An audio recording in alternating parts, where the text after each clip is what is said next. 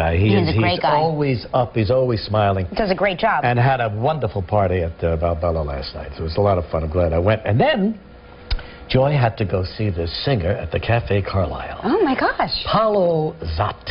Paolo Ever hear of him? Zot? You probably have. No. He appeared in one enchanted... What was the name of that wonderful show?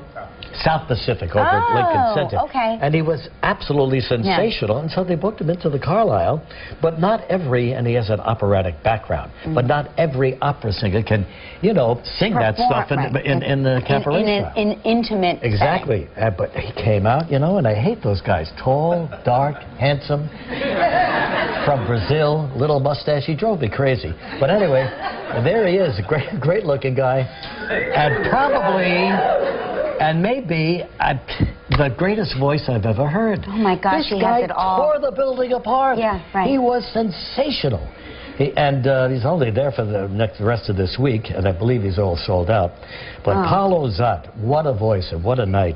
Oh, well, thanks for telling us what we can't have. You can go see John Pizzarelli and Jessica Molaski. They're big favorites from New Jersey. That's great. And they're going into the cabaret in a couple of weeks.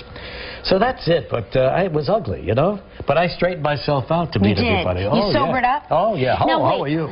So when you got there, had it worn off, or were you still a little sloppy? No.